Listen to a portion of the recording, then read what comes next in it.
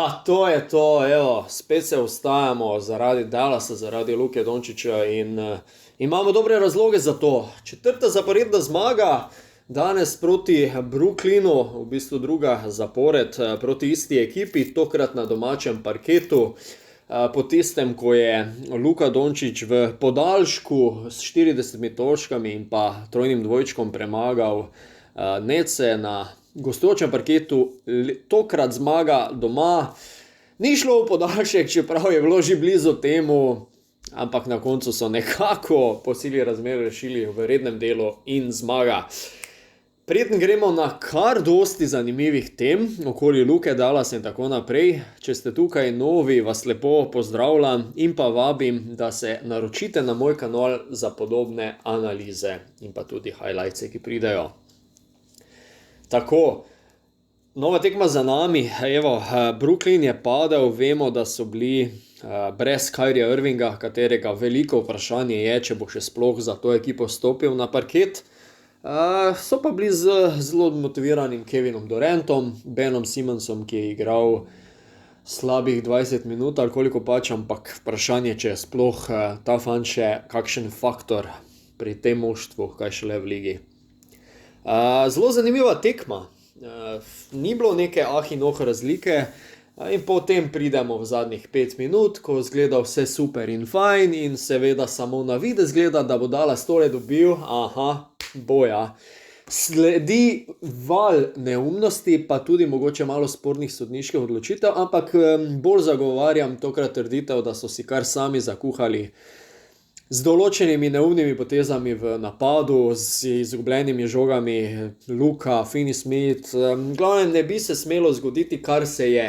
Ko imaš ti manj kot minuto na prednosti 3 točk, 3 proste mete in to Kevin Durant, ki je do tistega trenutka, pazi to, do tistega trenutka 61 zaporednih prostih metov zadev, mislim, da zadane 62. In potem zgreši 63.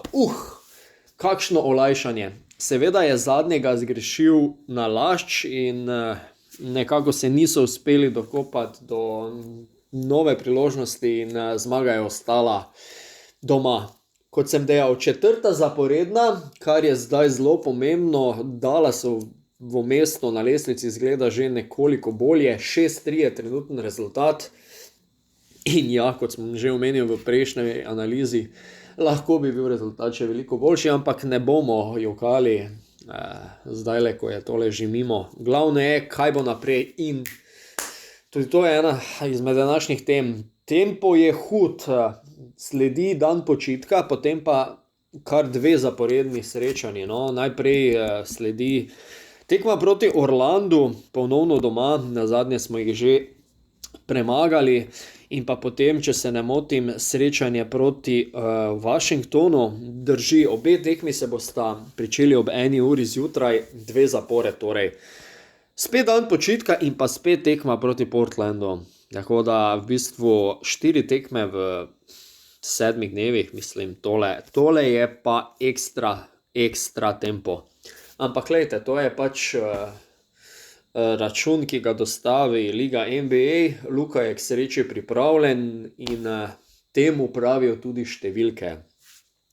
Nore številke, jaz se še vedno čudim, danes je bila že 9. zaporedna tekma, ko je Luka presegel mejo 30 točk, danes 36 torej, tako da tale nisi je do 9 podaljšan, do Chamberlaina je še veliko, 23 zaporednih začetkov, več kot 30 točk on zbral, ampak dajmo to malo na stran, dajmo se osredotočiti na Dallas. V zadnji analizi sem naredil, skoraj bi rekel krivico, nisem naredil krivice. Omenil sem, da Jalen Green, čakajte malo, zdaj pa že meni je malo spomin peša. Samo trenutek. Josh Green, se opravičujem, Josh Green. Sem dejal, da ga zelo forsirajo pri Dallasu in da je končni splet 4 točke Josha Greena. Vse do tistega trenutka je bilo nekako tako. Zdajle ga bom pa pohvalil in to izredno pohvalil, zato ker človek iz klopi prinaša takšno energijo, vsaj na tej tekmi proti Netsom je, pa tudi že marsikdaj prej, takšno pozitivno energijo, borbo, našel je tiste skoke v napadu, v obrambi tako ali tako vedno odigra svoje. 2 ali 3 takšna zakucavanja, da dol padeš. Zadev tiste trojke. Človek ima v tem trenutku 66% met za 3 točke. Evo, vsaka čast že zgri na tem mestu. Tako da tole je potrebno pohvaliti, če smo zadnjič malenko zgrajali. Danes sem se osredotočil še na eno zelo zanimivo zadevo, vsaj meni osebno. Kevin Durant je praktično konstantno spremljal Luko na parketu. Luka je po svojem standardnem postopku iskal dosti igro pick and rolla na vrhu, nad trojko. Po večini je prišlo do prevzemanj, v tistem momentu je Luka zadeval.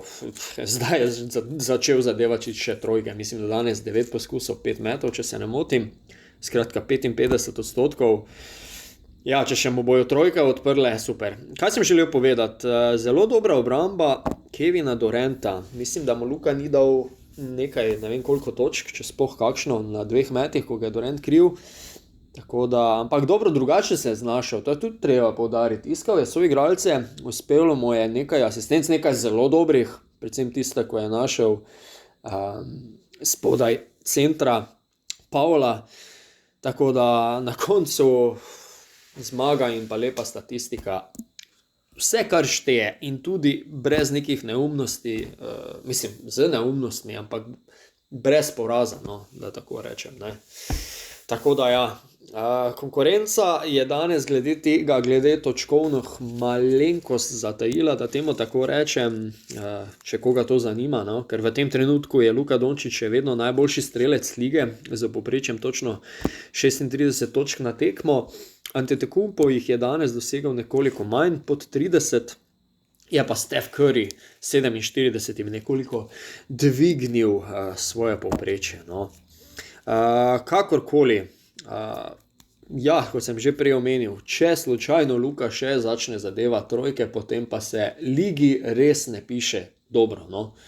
V tem trenutku mislim, da sta Gianniso glavna favorita za MVP-ja po 10 oziroma manj kot 10 odigranih tekmah, govorim, kar je znatno prehitro, ampak saj veste, kako je v Ameriki, ne, ko gledajo na vse te stvari.